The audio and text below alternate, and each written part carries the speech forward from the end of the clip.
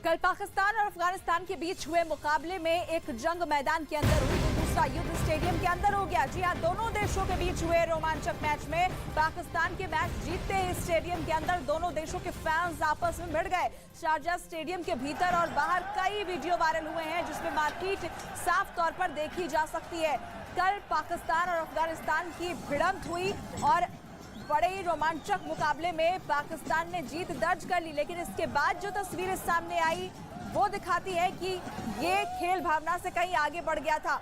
वहां पर पाकिस्तान और अफगानिस्तान के फैंस जो कि स्टेडियम के अंदर मौजूद थे वो आपस में ही भिड़ गए और मारपीट की गई। मैच के बाद पाकिस्तान और अफगानिस्तान के समर्थकों के बीच झड़प की तस्वीरें शोएब अख्तर ने ये वीडियो शेयर किया है। आपको बता दें कि एशिया कप में कल के मैच में अफगानिस्तान हार गया। पाकिस्तान ने अफगानिस्तान को बड़े ही रोमांचक मुकाबले में हराया, लेकिन उसके बाद जो फैंस थे, समर्थक थे पाकिस्तान और अफगानिस्तान टीम के, वो आपस में ही भिड़ गए, तोड़फोड़ करते नजर आ रहे हैं और कई वीडियोस इस तरीके के वायरल हो रहे हैं जो स्टेडियम के अंदर के हैं और बाहर के भी हैं, जहां पर दोनों टीम के फैंस एक दूसरे से झड़प करते हुए, भिड़ते हुए नजर आ रहे हैं। वहां पर तस्वीरों में आप देख सकते हैं किस तरीके से वहां पर कुर्सियां निकालकर फेंकी जा रही है एक दूसरे के ऊपर।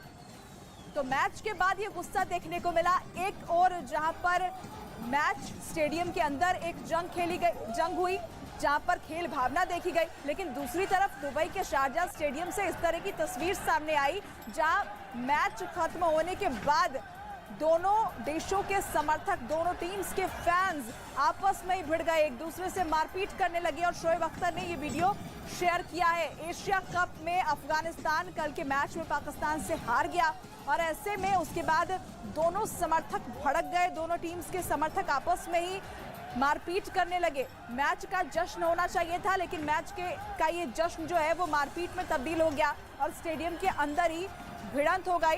पाकिस्तानी फैंस ने मारपीट की जिसका ये वीडियो सामने आया है। अफगानिस्तान और पाकिस्तान टीम्स के फैंस एक दूसरे से भिड़ते हुए नजर आए, कुर्सियां उठाकर एक दूसरे पर फेंकते हुए दिखाई दिए और स्टेडियम के अंदर और बाहर कुछ ऐसा माहौल कल के मैच के बाद बन गया।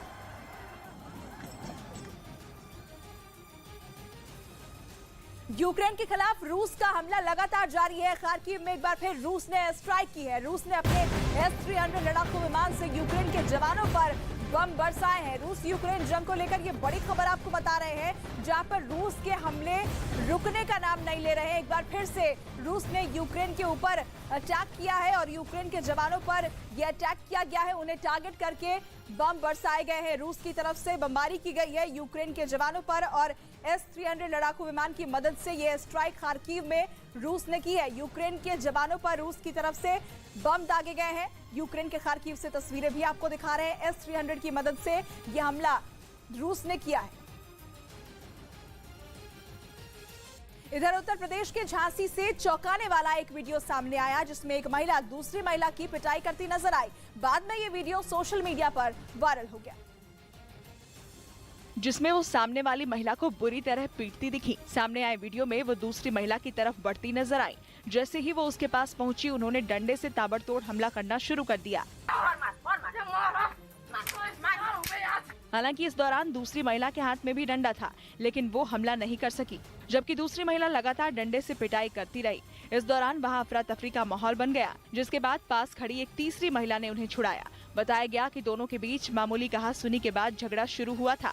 वहीं मारपीट का वीडियो सामने आने के बाद पुलिस मामले की जांच में जुट गई।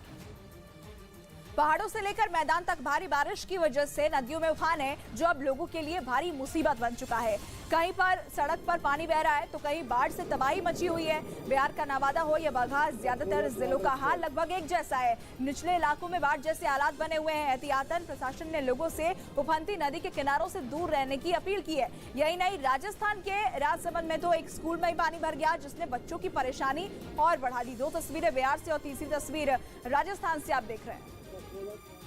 बिहार के नवादा में भारी बारिश के बाद से नदियों में उफान है। मूसलाधार बारिश की वजह से ककोलत वाटरफॉल ने विकराल रूप धारण कर लिया। जिस वक्त अचानक वाटरफॉल का पानी बढ़ा, उस समय 20 से ज्यादा सैलानी वाटरफॉल के पास मौजूद थे। एहतियातन प्रशासन ने ककोलत वाटरफॉल को खाली करा लिया है, लेकिन इसके बावजूद लोगों के बीच सैलाब का डर बना हुआ है। बिहार के नवादा से ये तस्वीर सामने आई, जहां पर अचानक वाटरफॉल में पानी बढ़ गया।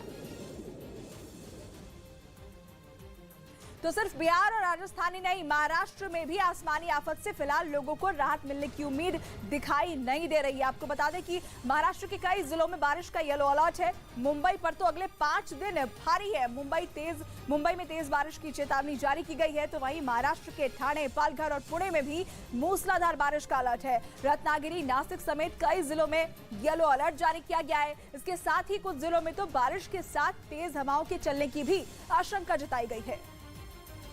वहीं बिहार के बगहा का हाल भी कुछ अलग नहीं है। यहाँ मसान नदी का जलस्तर लगातार बढ़ता जा रहा है, जिसकी वजह से बाढ़ से बचने के लिए नदी पर बनाया गया बांध बह गया। अब कई गांवों में बाढ़ का खतरा बना हुआ है, जिसकी वजह से गांव वाले दहशत में नजर आ रहे हैं। बिहार के बगहा से ये तस्वीर सामने आई है, जहां बांध टूटने के बाद कई गांवों पर अब बाढ़ का संकट मंडरा रहा है।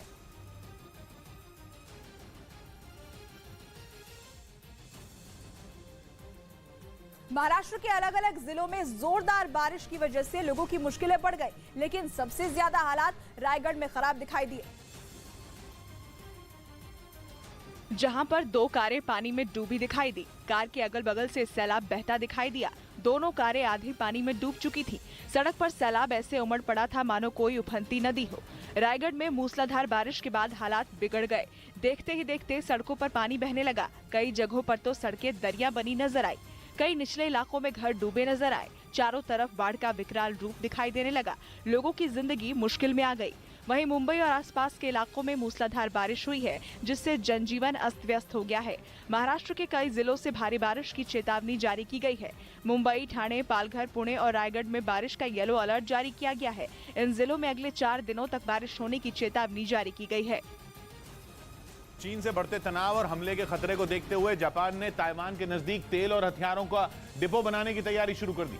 जापान के रक्षा मंत्री के मुताबिक ताइवान स्ट्रेट में चीन की दादागिरी का जवाब देने के लिए उनके देश ने कमर कस ली है और इसके लिए जापान की सेना ने तैयारियां भी शुरू कर दी हैं। खबर के मुताबिक चीन को उसकी ही मांद में घेरने के लिए जापान ने बेहद शातिर प्लान तैयार किया है। उसने ऐसी रणनीति बनाई है जिसकी मदद से वो ताइवान के करीब रहकर ही आसानी से चीन का जवाब दे सकेगा। यानी अगर चीन ने उस पर हमले की सोची भी तो उसे तुरंत करारा जवाब मिलेगा। इसके साथ ही ताइवान पर चीन के हमले के हालात में जापान उसे जल्द मदद भी पहुंचा पाएगा। असल में जापान ने ताइवान के नजदीक ही द्वीपों के एक समूह पर तेल और हथियारों का बड़ा गोदाम बनाने का ऐलान किया है। जापान के रक्षा मंत्री के मुताबिक उनका देश चीन की चुनौती से निपटने के लिए पूरी ताकत से जुटा है और यही वजह है कि जापान ने अपने हथियारों के जखीरे को भी बढ़ाना शुरू कर दिया है। अपनी सेना को और शक्तिशाली बनाने के लिए वो अपने रक्षा बजट में भी दुगनी बढ़ोतरी करने जा रहा है, क्योंकि पहले से ही उसका दुश्मन रहा चीन अब और भी बुरी तरह भड़क गया है। चीन ने जब ताइवान पर आंखें तरेरी तो जापान सीना तान कर उसके सामने खड़ा हो गया। उसने साफ कर दिया कि अब ज्यादा दिनों तक चीन की गीदड़ भभकी नहीं चलेगी। बस इसी बात से खुद को दक्षिण चीन सागर का बादशाह समझने वाले चीन की त्योरियां चढ़ गईं। उसने पिछले महीने की शुरुआत में मिलिट्री ड्रिल के बहाने जो मिसाइलें दागी, उनमें 5 जापान के करीब जाकर गिरी थी। माना जाता है कि चीन ने ऐसा करके जापान को चेतावनी दी थी। चीन की इसी हरकत के बाद जापान ने अपनी ताकत बढ़ाने की कोशिश शुरू कर दी और खबर तो ये भी आई थी कि जापान चीन को चित करने के लिए हाइपरसोनिक मिसाइलें भी बनाने जा रहा है। इसके साथ ही वो ऐसे ड्रोन बनाने में भी जुटा है जिससे चीन के जंगी जहाजों पर नजर रखी जा सके, क्योंकि चीन कई बार जापान को डराने के लिए उसकी समुद्री सीमा में अपने युद्धपोत भेज चुका है। जापान ने चीन की ऐसी हरकतों पर कई बार सख्त ऐतराज भी जताया, लेकिन उस पर इसका कोई असर नहीं हुआ। कहा जा रहा है कि इसी वजह से जापान ने भी चीन को उसके नजदीक रहकर ही जवाब देने की तैयारी शुरू कर दी। इसके लिए जापान पूर्वी चीन सागर के नानसे आइलैंड्स पर तेल और हथियारों का बड़ा गोदाम बनाने जा रहा है। नानसे द्वीपों का एक समूह है जो ताइवान के दक्षिण में मौजूद है और वहां से महज 161 किलोमीटर दूर है, जबकि अब तक जापान ने अपने हथियारों के जखीरे का करीब 70% हिस्सा होक्काइडो द्वीप पर जमा कर रखा है, जो कि उसके उत्तर की तरफ पड़ता है। होक्काइडो द्वीप की ताइवान से दूरी 2000 किलोमीटर से भी ज्यादा है और ताइवान से होक्काइडो द्वीप की इसी दूरी ने जापान के लिए बड़ी परेशानी खड़ी कर दी है, वो भी ऐसे वक्त में जब चीन आए दिन अपने दुश्मनों को मिटा देने की धमकी देता रहता है। यानी ताइवान और जापान दोनों हमेशा उसके निशाने पर बने हुए हैं, लेकिन जापान के हथियारों का सबसे बड़ा भंडार ताइवान स्ट्रेट से इतनी दूर है कि अगर चीन ने हमला कर दिया तो उसे पलटवार करने में बहुत देर हो जाएगी।